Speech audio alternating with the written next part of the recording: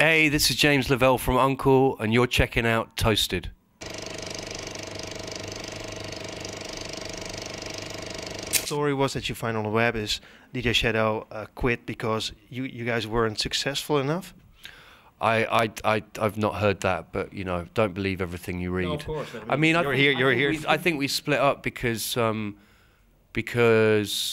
he wanted to pursue his route, his journey, and I think that it is sometimes like when you work with artists from the beginning of their careers, they tend to want to leave home.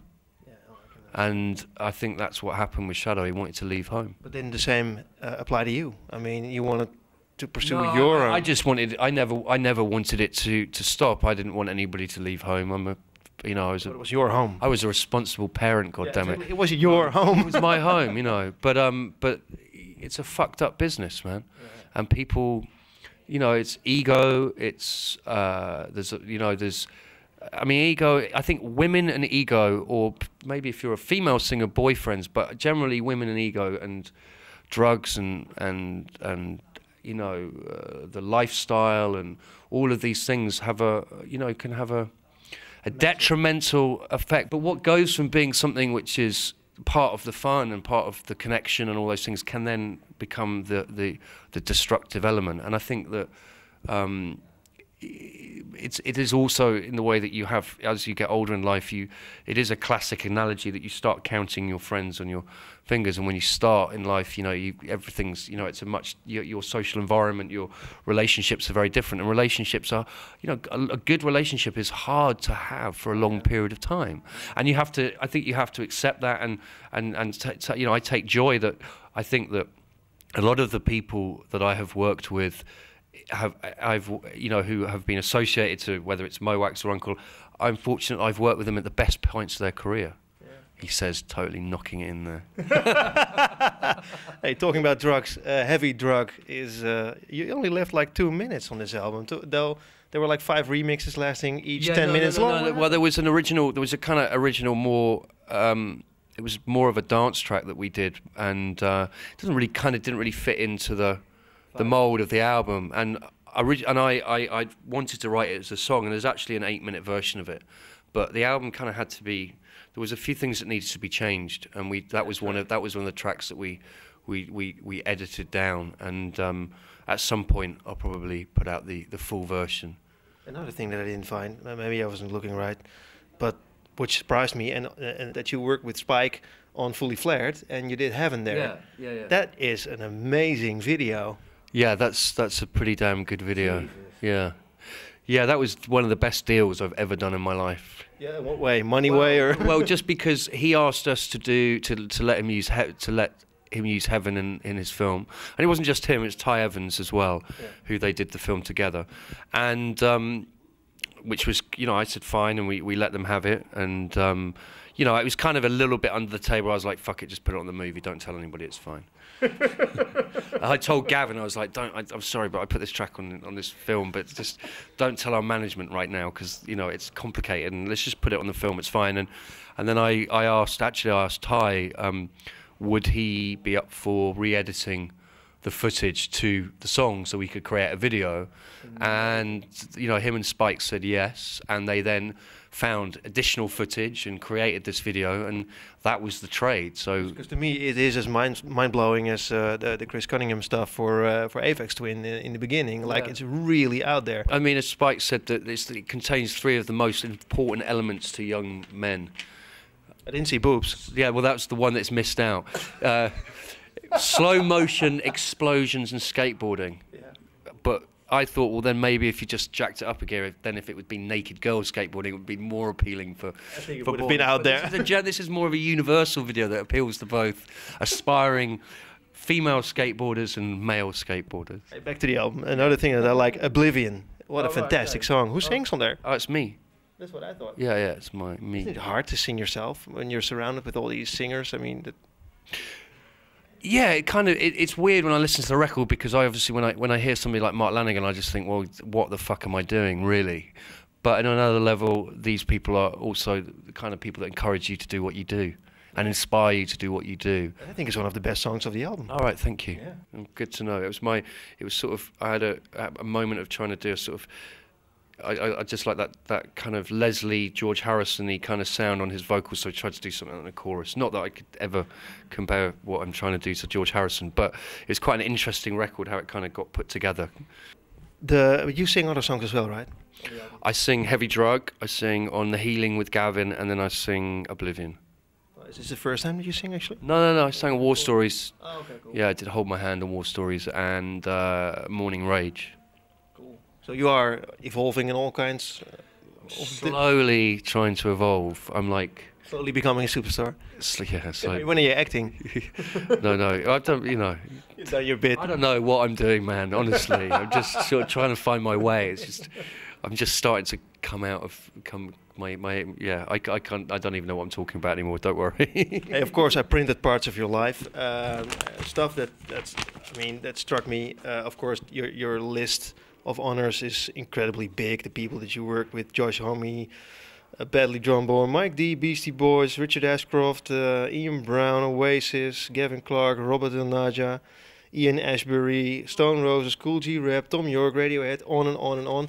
And then I find Trouble in Paradise, theme for Euro 2008 football tournament. Yeah.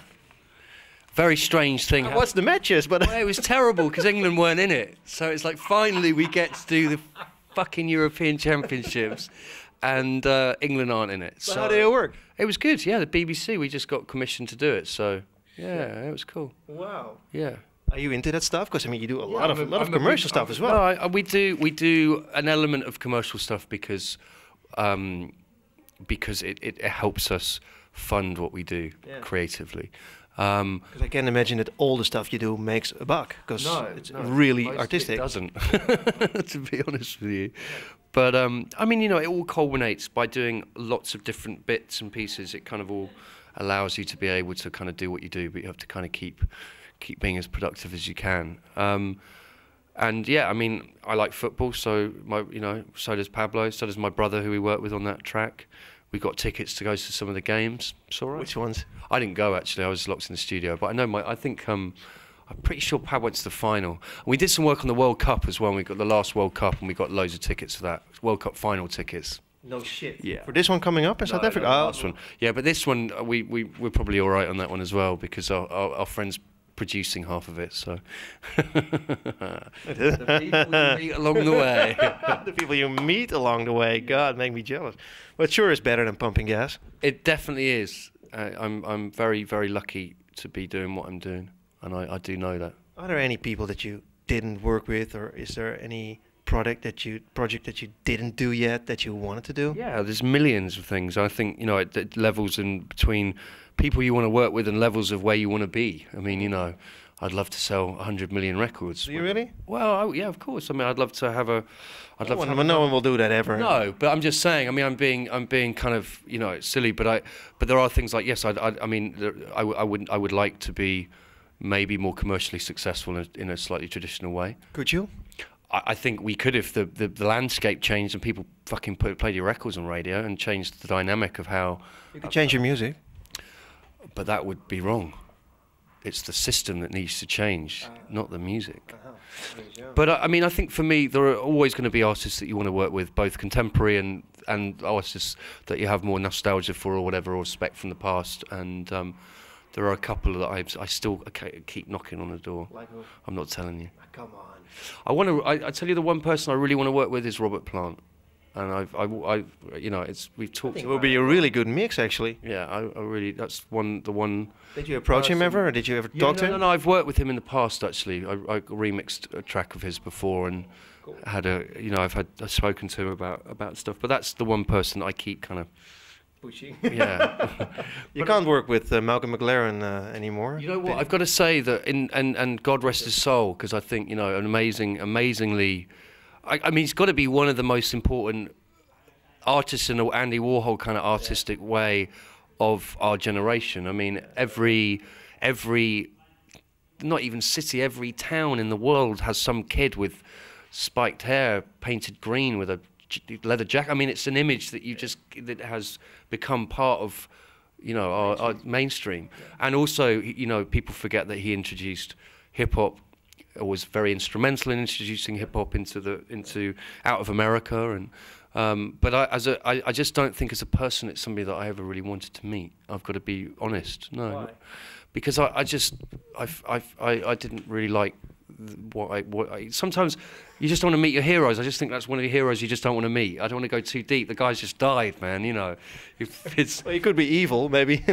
He could be charming and totally evil. I think you know what I'm saying. I mean, I think Malcolm McLaren had a certain aura about how he voiced his opinions, and it wasn't something that I necessarily share. You were afraid of his opinion, or? I'm not afraid of his opinion. I just don't typically agree with the way that he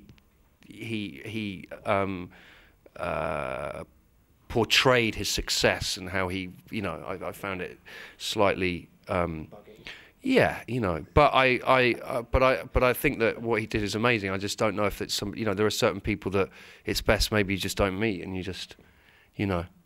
And I've met, you know, there are heroes of mine that I have met that I wish I hadn't. Like I'm not going to say. Come on. No. But there are. That's always the best answers that you don't get. No. But I'm not going to, because I'm not into slagging other people. I just don't think it's not a positive, and it doesn't. Okay, so then can you name me maybe people heroes of you that you did meet and that you like? You know, a hero of mine as a kid would have been 3D from Massive Attack, who's become one of my greatest friends and allies over the last 16 years. So that was a hero that I was happy to meet. But there are other people that I've met that have not fulfilled that, and I'm sure that there are people that may say that about me, that I'm really nice, of course. And I'm the hero you wanted to meet. Two more questions. Your brother worked on this album. Was like that as well, you know. Well, he's a nice guy. Well, you know, he's an amazing guy, you know, and you know, it's the Roses, man. Yeah, hell, what happened to them, man? Are they ever coming back? John Squire said when the Specials are touring England again, the Stone Roses will probably reform. Well, the Specials are touring England again, I hear. I reckon if the Smiths start touring, the Roses might start touring. I think if the Beatles... Yeah, maybe if the Beatles start. If the Beatles and Nirvana reform and Hendrix plays guitar, then I think the Malcolm McLaren. With Malcolm McLaren on bass, then I think you've got a chance. That's not going to happen. I don't think so, but, you know, I don't know. I'm not Ian. I think... But you talk to those guys, right? It's a pity, though, is it? I mean, I think, you know, with Ian's attitude, and I'd never met John, but I think the things that I've read that he said is that I think they are protecting a legacy. Yeah, well. And that legacy, you know, in their view, will be ruined if it's done in that way. But you know what, man? Who knows? It's not my call. I wasn't, at first when the Sex Pistols reformed, I didn't like it at all. And then when I saw them live, actually I was glad to have seen them live. So. Yeah, no, I think there is an element of that, you know. Well, different interview. But you're different. You know, it's also about how you feel about what you're doing. It's not your choice. It's it's about how they are as artists. What they you know, and you know, people have different views on how your art should be seen or how it should be protected or remembered. You know. I totally agree. Hey, your brother is also on this album. He worked on this album, right? Yeah. Yeah. Isn't it tough to work with your brother? Yeah. A lot of fights. Yeah. Still friends? Nope. Still brothers? Yeah. Yeah. No, it's for a long time, right? I work with both my brothers. It's a family affair. I'm the oldest and command the most respect for that reason. My middle brother makes all of the packaging for our records, and he, you know, if you have bought, I don't know, a Depeche Mode box set or a Stone Roses box set, he will have made that. And my youngest brother works with me in the studio and is classically trained, so he works a lot on score stuff that we do and a lot of the string arrangements and things like that. And it's good and it's bad. But, you know the answer already. You're just trying to wind me up. So there you go. You've got your answer. Hey, will you tour this album? And how? Because I mean, how do you tour this album? You're not coming. You're not allowed. Not after trying to wind me up. I'm about to go back and try and find out how. I've got a team. You never thought about that? A team of scientists working locked down in a nuclear bunker trying to work out how we're going to tour. Oh, seriously, you think I'm joking? Yeah, I thought. You're taking the piss here. They've been locked there for weeks. It's kind of a bit like that right now. We're trying to work it out. But you are going to play live, right? We are going to play live, but we're playing live in about 3 weeks. So we've got. It's like we are that classic case of we will deliver our homework at the last moment. Well, thank you very much, and no, pleasure. congratulations Thanks with your a new lot, album. man. Fantastic. Cheers. Pleasure, man. Take it easy.